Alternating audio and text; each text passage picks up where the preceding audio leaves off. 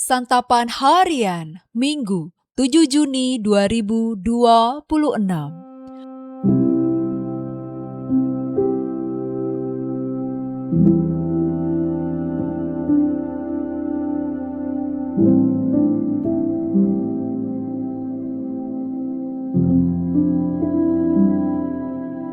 Inilah program Santapan Harian, sebuah program yang mengajak Anda menelusuri isi Alkitab, agar Anda menemukan makna firman Tuhan sesuai dengan konteksnya.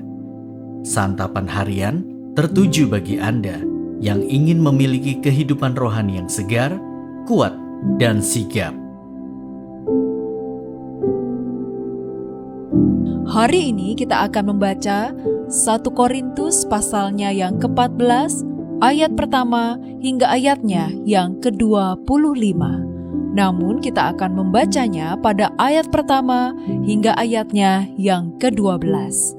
Sebelumnya, mari kita berdoa. Yesus Kristus, jadikanlah kami pada saat ini yang membaca firman-Mu sebagai hamba yang begitu taat dan lembut untuk menerima perjumpaan yang indah denganmu. Pulihkanlah hati yang lelah ini, serta kuatkanlah jiwa yang rapuh. Biarlah kasih-Mu memenuhi hidup kami sepenuhnya. Di dalam nama-Mu Yesus, kami berdoa. Amin.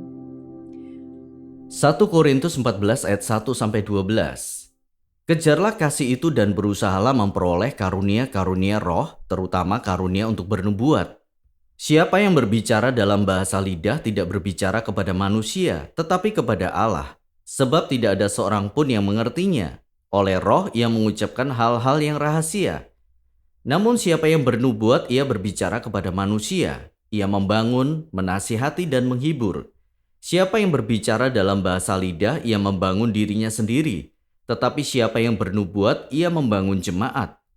Aku mau supaya kamu semua berbicara dalam bahasa lidah, tetapi lebih daripada itu supaya kamu bernubuat. Sebab orang yang bernubuat lebih berharga daripada orang yang berbicara dalam bahasa lidah, kecuali kalau orang itu juga menafsirkannya, sehingga jemaat dapat dibangun.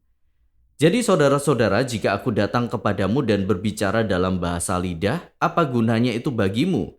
Jika aku tidak berbicara kepadamu dengan penyataan Allah atau pengetahuan atau nubuat atau pengajaran, sama halnya dengan alat-alat yang tidak berjiwa tetapi berbunyi, seperti seruling dan kecapi. Bagaimana orang dapat mengetahui lagu apa yang dimainkan seruling atau kecapi, kalau keduanya tidak mengeluarkan bunyi yang berbeda? Atau jika nafiri mengeluarkan bunyi yang tidak jelas, siapa yang menyiapkan diri untuk berperang? Demikianlah juga kamu yang berbicara dalam bahasa lidah. Jika kamu tidak mempergunakan kata-kata yang dapat dipahami, bagaimanakah orang dapat mengerti apa yang kamu katakan? Sebab kamu hanya akan berbicara kepada angin.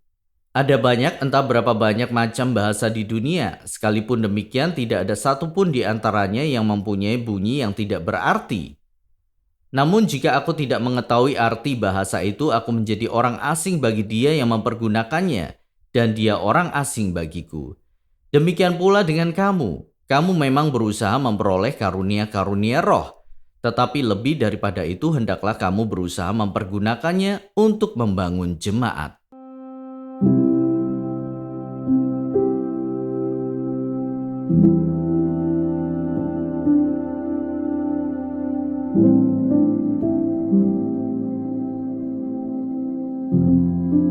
Sahabat Scripture Union Indonesia, karunia rohani adalah anugerah yang Allah berikan kepada setiap orang percaya untuk membangun tubuh Kristus.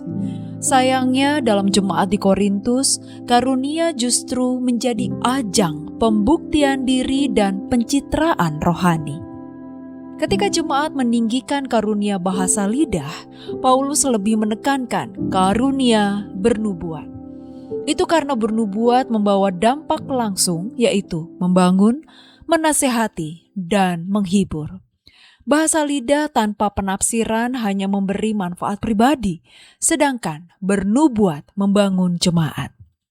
Berkata-kata dalam bahasa yang dapat dipahami lebih berarti karena membangun orang lain daripada bahasa yang tidak bisa dimengerti. Karunia rohani bukan untuk pamer kehebatan, tetapi memperkuat iman sesama. Paulus mengajak jemaat untuk berdoa agar mereka menggunakan karunia secara bijak dan agar ucapan syukur mereka membangun orang lain. Karunia harus digunakan dengan kesadaran akan tanggung jawab rohani, bukan sekedar kesenangan pribadi. Bahkan, dalam konteks ibadah, ia menekankan keteraturan dan kejelasan supaya jemaat menghasilkan pertumbuhan iman, bukan kebingungan. Ia meminta mereka untuk mengedepankan pengajaran yang jelas daripada pengalaman rohani pribadi yang tak dapat dipahami, agar orang-orang yang belum beriman dapat mengenal Allah dan merespon dengan pengakuan iman. Teladan Paulus menantang kita untuk mengevaluasi motivasi terbesar kita dalam menggunakan karunia kita. Pengakuan iman kepada Tuhan atau pengakuan diri sendirikah? Benarkah kita menggunakan karunia untuk membangun orang lain atau justru untuk membangun citra diri? Tuhan memanggil kita untuk menjadi saluran berkat, bukan menjadi pusat perhatian. Karunia bukan untuk bermegah, tetapi untuk menguatkan tubuh Kristus dan menyatakan kasih Allah secara nyata kepada sesama. Setiap kemampuan kita adalah titipan Tuhan yang harus kita pakai dengan rendah hati. Ketika kita melayani dengan kasih, dunia dapat melihat siapa Allah yang kita sembah. Mari kita berdoa. Ajarilah kami hidup bukan untuk mencari pujian dan perhatian manusia, melainkan menjadi saluran kasih dan berkat-Mu bagi sesama ya Kristus. Lembutkanlah hati kami, agar tangan kami ringan menolong, bibir kami membawa penghiburan, dan hidup kami memancarkan kebaikan-Mu. Kiranya, melalui setiap langkah yang sederhana, nama-Mu semakin dikenal dan kasih-Mu semakin dirasakan banyak orang. Di dalam Engkau, Kristus Yesus Sang Sumber Kasih, kami berdoa. Amin.